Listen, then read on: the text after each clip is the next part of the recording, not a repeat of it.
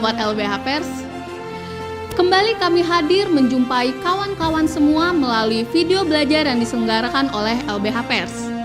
Perkuliahan dalam berbagai video belajar ini kami dedikasikan pada segenap insan pers, teman-teman penasihat hukum, pembela hak asasi manusia, penyelenggara negara, dan seluruh masyarakat yang memiliki minat atas tema advokasi bagi para jurnalis atau wartawan.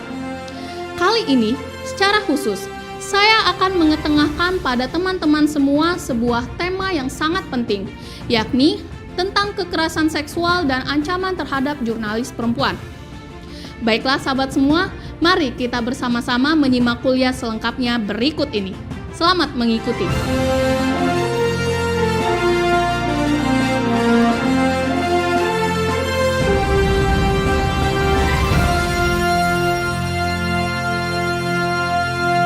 Sobat LBH Pers, jurnalis perempuan dan laki-laki memiliki kesempatan yang sama untuk menjalankan kerja jurnalistik, termasuk dalam melakukan peliputan untuk isu apapun. Namun, jurnalis perempuan rentan terhadap kekerasan berbasis gender. Sejumlah referensi menyebutkan, jurnalis perempuan acap menghadapi risiko serangan ganda atau double attack. Hal tersebut terjadi karena lingkungan masyarakat yang masih patriarkal.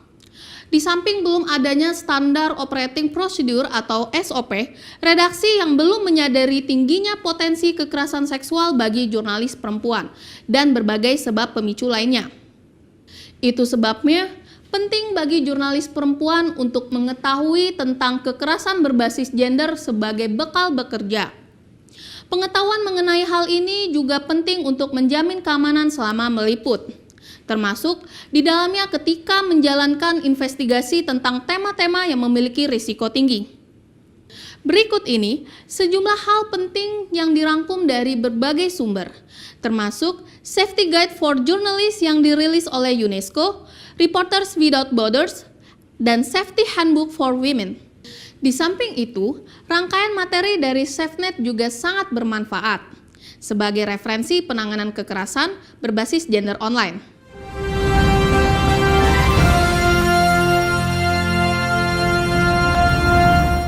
Sobat LBH Pers, ada sejumlah pengetahuan dasar yang perlu kita kenali dan pahami terkait apa yang disebut sebagai kekerasan seksual.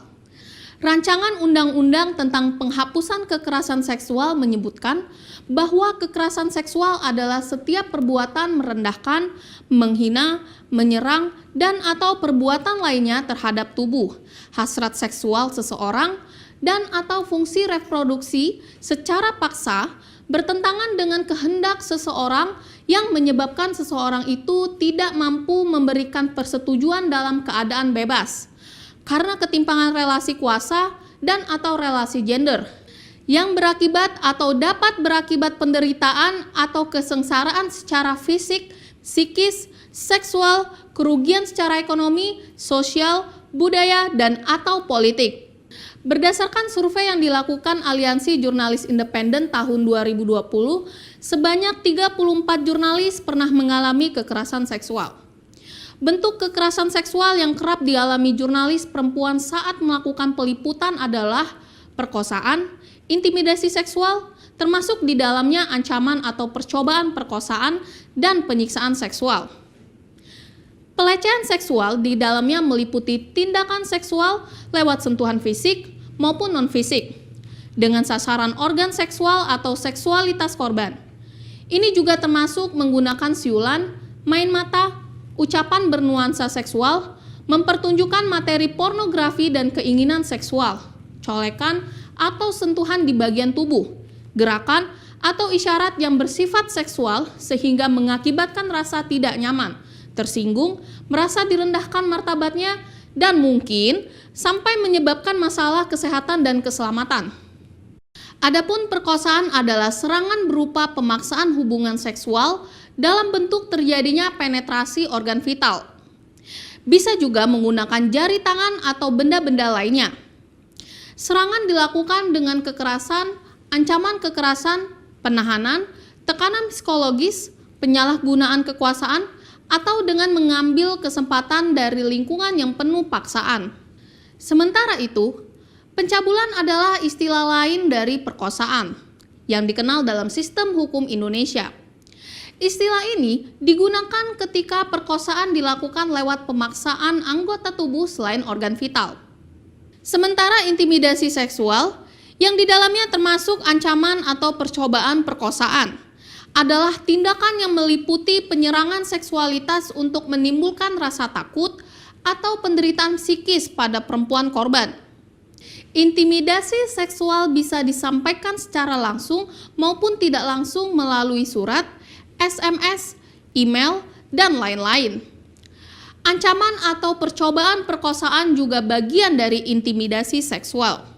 Sedangkan penyiksaan seksual adalah tindakan khusus menyerang organ dan seksualitas perempuan yang dilakukan dengan sengaja sehingga menimbulkan rasa sakit atau penderitaan hebat, baik jasmani, rohani, maupun seksual.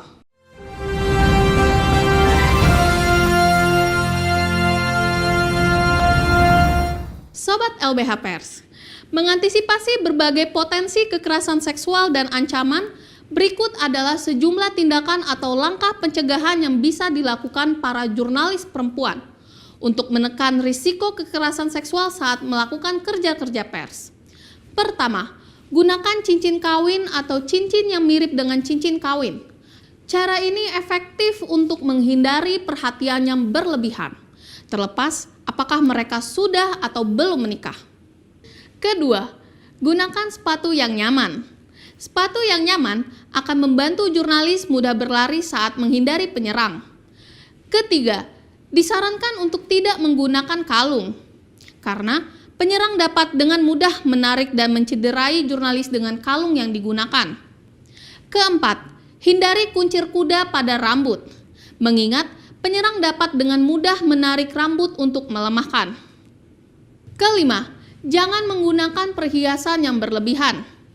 Keenam, jika menggunakan ikat pinggang, pastikan ikat pinggang melekat erat dan tidak longgar, karena dapat menjadi celah yang digunakan oleh penyerang. Ketujuh, jangan lupa perhatikan adat istiadat setempat. Ketahuilah, di beberapa daerah, merokok, minum alkohol, dan tertawa berlebihan dapat memberikan kesan yang salah dan mengundang orang untuk melakukan kejahatan. Kedelapan, jika memungkinkan, gunakan kendaraan dan sopir yang dipercaya untuk bepergian di daerah peliputan. Kesembilan, redaksi wajib menyediakan perangkat tambahan seperti pelindung dada dan kacamata untuk melindungi jurnalis perempuan jika bertugas meliput demonstrasi. Kesepuluh, khusus bagi jurnalis perempuan, perlu mempertimbangkan mengenai apakah diperlukan perlengkapan spesifik untuk menghormati adat istiadat, tradisi, dan kebiasaan setempat, misalnya menggunakan kerudung atau penutup kepala. Ke-11, pakailah tas yang tidak mencolok, baik warna maupun merek.